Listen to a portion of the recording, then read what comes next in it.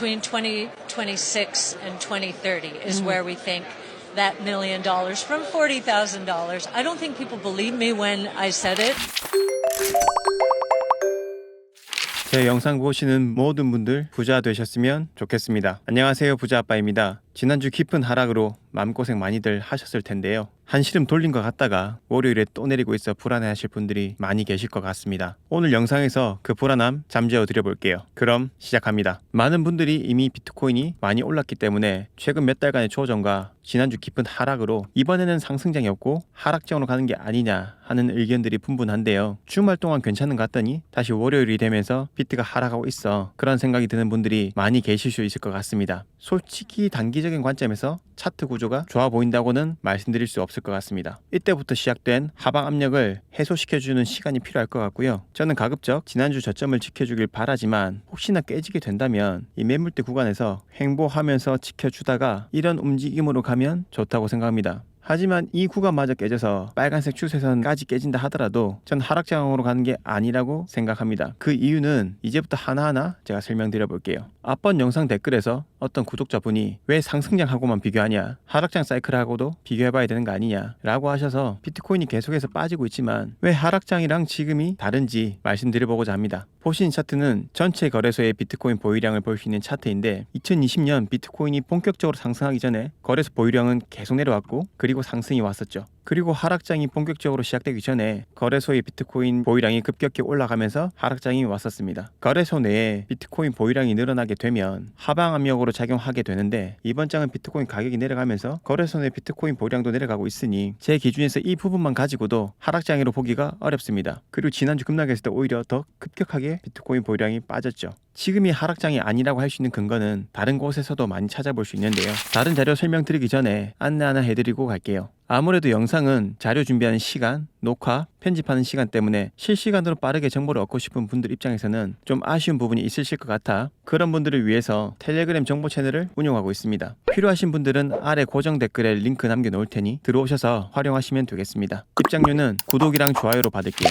그럼 다시 원래 하던 이야기로 돌아가겠습니다. 보시는 화면은 전 세계 사람들이 비트코인에 대해 얼마나 관심을 가지는지 알 수 있는 구글 트렌드 데이터인데요. 비트코인 전고점 이후 비트코인에 대한 관심도가 바닥을 기고 있다가 6월 마지막 주부터는 고개를 들면서 조금씩 올라왔습니다. 이제 대선이 얼마 남지 않았고 코인 가격들이 많이 떨어지다 보니 기회를 보고 있던 신규 투자자들이 슬슬 진입을 해가고 있는 듯 합니다. 신규 투자자들의 시장 진입 흔적은 온체인 데이터에서 확인할 수 있는데요. 보시는 차트는 비트코인 신규 보유자 지표입니다. 작년 11월부터 비트코인 전고점을 갈 때까지도 신규 보유자들의 지급은 지속해서 감소해왔습니다. 10월 달에 비트코인이 상승을 시작했을 때 신규 보유자들이 쭉 들어왔다가 이 구간에서 많이 빠져나갔는데요. 이후로도 지속적으로 감소하면서 이 하락 추세를 벗어나지 못하고 있다가 이번 하락 때 거의 8개월 만에 처음으로 하락 추세를 벗어났습니다. 그동안 진입하고 싶었지만 비트코인 가격이 비싸다고 판단해 쉽사리 진입하지 못하고 있다가 이번 하락으로 많이 들어온 것 같네요. 신기하게도 구글 트렌드의 관심도 움직임과 비슷하게 움직였죠. 좀 더 넓은 시간대에서 2016년부터 데이터를 보시면 신규 투자들의 유입량과 비트코인 가격 상승과의 상관관계를 알 수 있는데요. 비트코인의 신규 투자자 유입량이 늘어나면서 살아날 때 비트코인이 슬슬 상승을 시작했었습니다. 이때도 그랬고 이때도 그랬죠. 그리고 지금의 수치는 2018년 신규 투자자 지갑의 수가 완전히 바닥일 때만큼 내려왔습니다. 6년 만에 최저 수치인데요. 이때도 보시면 좀 눌리긴 했지만 비트코인은 4,000불 부근에서 2021년까지 약 3년 동안 거의 59,000달러까지 14배 정도 상승했죠. 물론 이때랑 비교하기에는 현재 비트코인 가격이 많이 오른 상태이기 때문에 짧은 시간 내에 10배 이상은 힘들지 모르나 이후에 오르내리는 파동을 잘 견뎌냈을 때 우리가 가져갈 수 있는 수익은 충분히 만족스러울 거라는 생각이 듭니다. 이 지표는 시장 사이클의 큰 흐름을 분석하는 데 사용되는 지표인데요. VPLI는 시장의 변동성을 고려한 지수로 시장의 과열이나 침체를 예측하는 데 사용됩니다. 보시면 각 사이클에서 비트코인이 고점을 찍었을 때 VPLI 수치도 상승해 붉은색으로 표시되어 있습니다. 앞에 보시면 초반에 파란색이나 녹색이었다가 사이클이 진행되면서 점점 진해져 붉은색의 정점을 찍고 다시 내려오고를 반복했죠. 여기도 보시면 마찬가지입니다. 그리고 현재 보시면 3.8, 그런데 마이너스 10 이상은 완전한 하락장에서 저평가된 상태를 말하기 때문에 상승장에서의 이 정도 수치는 약세장에서의 마이너스 10 정도 수치와 의미가 비슷하다고도 해석해 볼 수 있겠습니다. 지금은 사이클 5에 위치해 있고 이제 막 시작되었습니다. 제가 지난주 영상에서 말씀드린 것처럼 지금은 분할해서 매집할 때지 던지고 나가서 쥐지칠 때가 아니라는 것을 알 수 있겠죠. 또한 스테이블 코인 중 가장 많은 시총을 차지하는 테더를 발행하는 테더사는 이번에 금 기반 스테이블 코인인 LOE를 출시했다고 하죠. 이 내용은 제가 6월 달에도 한번 다룬 바 있는데 업데이트된 내용이 있어서 한 번 더 말씀드립니다. 이 금 기반 스테이블 코인의 출시는 이 앞으로 크립토 시장으로 더 많은 자금이 들어올 수 있는 파급력이 있는 큰 사건이라고 저는 생각합니다. 이 배경에는 인플레이션으로 인해 갈수록 가치가 떨어지는 달러가 원인인데요. 달러가 기축 통화로서 점점 더 영향력을 잃어갈 것이란 전망들이 많아서일까요? 각국 은행에서는 해지 수단으로 이 금 보유량을 점점 더 늘릴 계획이라고 합니다. 그리고 그 중에서도 중국이 가장 금 매입을 무섭게 했었는데 5월 달에 잠시 중단을 했다가 금값이 눌리면 다시 매입한다고 하죠. 사실 지금까지 매입한 금의 양만으로도 전 세계 6위에 달할 만큼 중국이 매집한 금의 양은 엄청납니다. 만약에 중국의 암호화폐에 대한 규제가 완전히 풀리면 금 기반 스테이블 코인을 통해서 무섭게 시장으로 밀고 들어올 수 있을 것 같습니다. 관련 내용은 제 영상 중 시진핑 있는 영상에 있으니 궁금하신 분들은 참고하시면 되겠습니다. 이 자료는 월드 골드 카운실 세계 금협회의 자료입니다. 향후 5년 뒤에 총 준비금의 비중 중 달러가 얼마나 될 것인지에 대해 2022년부터 2024년까지의 응답 결과인데요. 여기서 총 준비금이란 중앙은행에 보유하고 있는 외환과 금의 합계를 의미합니다. 좀 더 자세히 설명드리면 외환 보유고,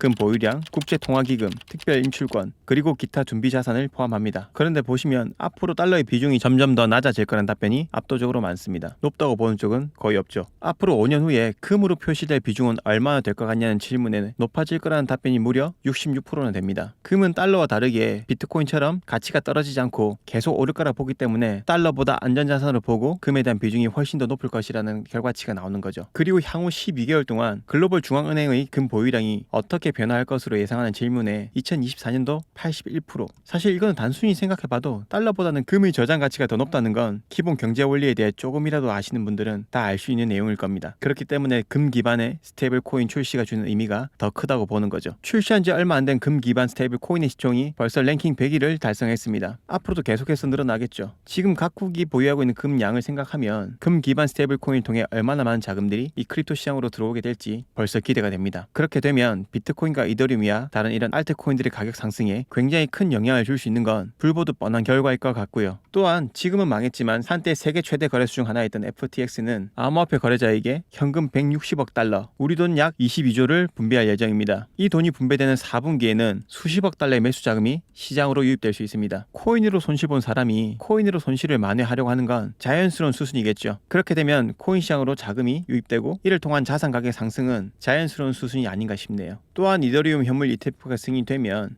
18개월간 150억 달러, 우리 돈 22조 원이 유입될 수 있다고 비트와이즈 최고 투자 책임자가 전망했다고 하죠. 앞으로 계속해서 크립토 시장으로 물 밀듯이 밀고 들어올 자금들이 계속 예정되어 있습니다. 그래서 제가 누누이 큰 걱정 안 하셔도 된다고 말씀을 드렸던 겁니다. 그런데 제가 이런저런 근거들과 뉴스들을 가져와서 구구절절히 앞으로 괜찮아질 거다라고 말씀드려도 현재의 장 상황 때문에 크게 와닿지 않으실 수 있습니다. 비트코인은 30% 가까이 빠졌지, 알트들은 태초 마을로 돌아갔지. 하지만 이럴 때일수록 큰 그림에서 보셔야 되는데요. 하나 예를 들어 보겠습니다. 어쩌면 앞의 이야기보다 지금 제 이야기가 훨씬 더 중요할 수 있으니까 약 2-3분 정도만 집중해주세요. 누구나 한 번쯤은 이런 경험 있으실 겁니다. 20대에 연애할 때 사랑에 맞지 않던 연인과 헤어지면 더 이상 인생에 아무 의미가 없는 것 같고 가슴 한 구석이 텅 빈 것 같아 허전하고 다시는 이런 사람 못 만날 것 같다는 생각이 들었던 경험이 있으신 분들이 많으실 겁니다. 그렇게 가슴 찢어지고 그 사람 없으면 죽을 것 같이 느끼기도 했던 그 당시에는 그렇게나 중요했던 일들이 나에게 들고 시간이 지나서 보면 그저 하나의 추억이 되고 괜찮아지는 것처럼 지금 투자를 하시는 것도 마찬가지입니다. 다만 시장이 하락했을 때 내가 피땀 흘려 힘들게 번 시드머니가 줄어드는 걸 보니 겁도 나고 이 돈을 잃으면 어떡하지란 생각과 이 돈을 벌기까지 힘들었던 시간, 수많은 생각들이 우리 머릿속을 스쳐가며 이성보다는 감정에 휘둘리게 됩니다. 만약에 여기서 더 떨어져서 50% 80% 하락을 맞으면 어떨까요? 아마도 계좌를 쳐다보기도 싫고 누군가는 걱정스러운 마음에 슬로 하루하루를 보낼 수도 있습니다. 왜? 오를 거라는 100% 확신을 가지기가 힘들거든요. 그래서 이런 하락된 머릿속을 지배하는 건 언젠간 올라가겠지 하는 희망을 가지면서도 한편으로는 이 손해가 확정이 되면 어떡하지라는 걱정이 함께 공존하게 됩니다. 그래서 시장에 대해 더 알고 공부하고 알아야 그 시간을 지혜롭게 이겨나갈 수가 있게 되는 것 같습니다. 전 세계에서 가장 오래된 거래소 중 하나인 비트스탬프의 비트코인 주봉 차트입니다. 2021년 8월에 첫 상장하고 무려 13주 동안 80%가 빠졌습니다. 만약 이때 1억을 넣은 사람들은 단순 계산해서 1억에서 80%가 빠졌으니까 2천만 원이 남았겠죠. 견디기 쉽지 않았을 겁니다. 이 당시는 지금 제 영상을 보신 대부분의 시청자분들이 저 포함해서 비트코인이 세상에 있는지조차 몰랐을 때니까요. 그런데 이때 비트코인 가격이 얼마인지 한번 보시겠습니까? 고점이 12달러입니다. 이때 당시 원달러 환율 기준 1비트에 12,000원입니다. 그런데 이게 2,000원까지 떨어졌죠. 엄청나게 큰일 아니겠습니까? 이따르면 이때 당시 환율로 1비트에 2,000원인 거죠. 그런데 지금 1비트코인이 얼마입니까? 하락을 했어도 8천만 원 언저리에서 놀고 있죠. 여러분이 만약에 지금의 어떤 기억과 생각을 가지고 이때로 돌아갈 수 있으면 좀 과장되게 표현해서 집 팔고 차 팔고 입고 있던 팬티까지 팔아서 매수 안 했겠습니까? 그런데 아마 이때 당시 산 사람들은 모르긴 몰라도 마이너스 50% 혹은 60% 손절 엄청 하지 않았겠습니까? 근데 저때 팔았던 사람들이 지금 비트코인 가격을 보면서 무슨 생각이 들까요? 아마 그때 손절한 걸 땅을 치고 후회했겠죠. 아마 이때 사서 여기에 물려서 못 던진 사람들도 이쯤 왔을 때는 아마 다 팔았을 겁니다. 보통 이거라도 건져야지 하고 이때 안 던졌겠습니까? 그러고 나서 비트코인은 역사상 그 어떤 자산보다 엄청난 상승을 했습니다. 여기만 그랬을까요? 이 구간